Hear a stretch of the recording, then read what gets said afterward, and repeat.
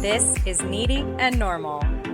I'm your host, Ashley Levering, mom, wife, and life coach. After years of coaching and learning from my own life, one thing is clear: meeting your needs is essential for living your best life. Here, we'll talk about your needs and not only learn to accept them, but also tend to them without guilt. You're not needy. It's normal. Let's get into it. Welcome back to the Needy and Normal podcast. Thanks for pushing play. Thanks for rating and reviewing the show before you go today. I really appreciate it. Today's episode is going to be short and not so sweet because I am sick of, so what do you do? What do you do for work? Are you sick of it too? You've said it though. We've both said it. We've all said it. Maybe we've even judged people a little bit based on their answer. But is it time that we retire this question, or at least give it a makeover?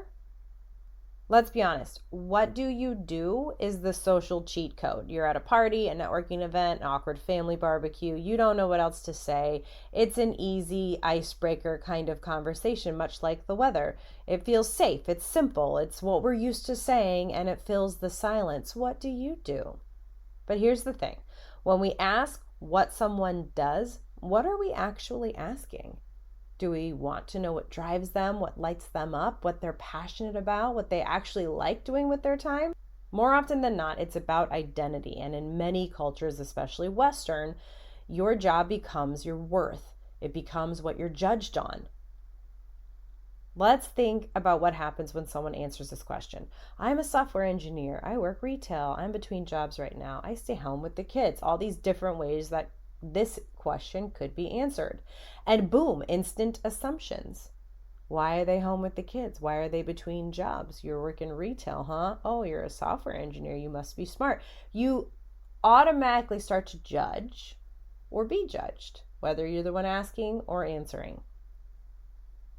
We're quick to decide how interesting, successful, or quote unquote together someone is based on their title. And that's a problem. It doesn't need to be that way. What do we need to change? What do you need to change about this? Because here's what do you do doesn't ask. It doesn't ask what you're passionate about. It doesn't ask your story, your value, what you're going through right now. It completely ignores unpaid labor like caregiving, like staying home with the kids. It ignores burnout, being in a career transition, people who hate their jobs, who just go to a job because they have to. People who work so hard, but it's invisible. So when someone hesitates to answer or gives a vague response, maybe it's not because they're awkward or ashamed, but maybe they are a little bit because the question was asked. Maybe it's because the question itself is limited, loaded, and sometimes honestly a little lazy because it's our go-to. There were times in my life where I absolutely loved answering that question and I felt ready for it every time. And then there were times where we were about to move or we had just moved and I was between a job. There was one time where I had been fired from a job. That's a whole other episode because to this day I felt wrongly fired. And answering that question would have felt really, really uncomfortable. And then there was the period of time where I was transitioning into being a stay-at-home mom. And I'd never, ever pictured myself being a stay-at-home mom. And I didn't see it as a privilege.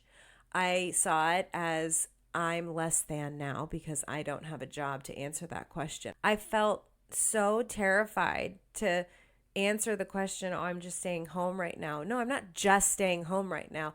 I was staying home to look out for our new baby in our new home, and we were in a transition period, and I was trying to figure out what was next. And I had the privilege of being able to stay home. It didn't mean it was comfortable, didn't mean it was for me, and it definitely didn't identify who I was as a person. It was just where we were in life at the time. And nobody needs to feel ashamed or uncomfortable to talk about where they are in life, but this is what has happened. This question has made this whole entire sidebar culture of if we don't have a good answer to that question, then we must not be doing something right. That just cannot be the truth. Because we're all in different parts of our lives. We're all experiencing different moments here. Whether we feel successful in life generally, which is the goal, right? Or it's about our job, or we feel like it has to be about the job, or maybe somebody is awake enough in the new life of, we're not here to impress other people. I'm just doing my thing and I'm proud of it. You can answer that question that way. I don't know what's next for me, but I'm good with that. What if someone answered, how refreshing if someone answered that, I'm between jobs right now and I'm grateful because my life just wasn't quite looking the way I wanted it to. And I'm on a mission to make sure that I wake up every day and I love the life I've chosen for myself. Everyone and anyone can do that no matter where you are in life. Our value is not based on what we do to make money. It's just part of our lives. And we're categorizing each other. I love getting to the sweet spots and finding out the real story, because a person isn't always just what they do or what their status is or what their circumstance is. Who they are and what they value and what makes them valuable is not measured by those questions. So what can we ask instead? I'm not suggesting we go full therapist at a cocktail party. We don't have to go super deep, but here are some other options to open the door a bit wider and to, pull back a little bit on the assumptions and the judgments and just let each other be people, be human, be imperfect, and be who they want to be and share what they actually want to share versus what they feel forced to prove to you. What's something you've really been into lately? That's something you could ask. Or how do you like to spend your time? What's been keeping you busy these days? What are you passionate about? What lights you up? What kinds of projects have you been working on lately? That could be answered in multiple different ways. These questions give people range. So instead of doing the quick go-to cut the silence, what do?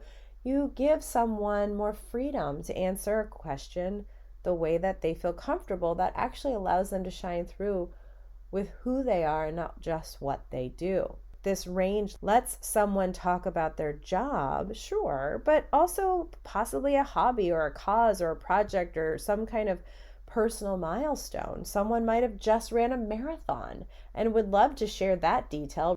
So instead of to the point, awkward, what do you do questions, this invites stories, not just resumes. And if you do want to talk about work, that's fine, but then it becomes your choice. Just lead with curiosity, not assumptions. That's what I'm saying. I think we all need a little more human to human understanding. And life isn't so focused on what you do to make money. I ask my clients, how do you see yourself living your best life? Waking up and living every part of your life, not just the part where you have to go to work. And maybe if the work stuff does come up, you ask questions like, what's your work like? How do you get into that field? Do you enjoy what you do? What are the hard parts? Ask actual questions that you can receive a story from. At the end of the day, it's how we value what we do with our time. Whatever our situation is, the question, what do you do, is about connection. It's about getting to know somebody.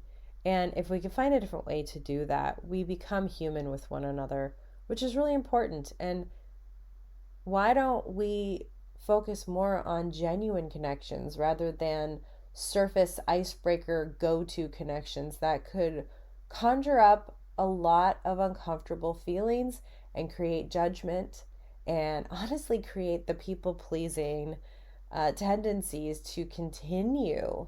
So this is a way to human with each other a little bit more. Rephrase the question. Ask things differently and see if more stories and better connections come from it. We're living in a time where work is unstable, identity is fluid, and burnout is real. People are more than their job title. So maybe next time before you ask, what do you do? Pause.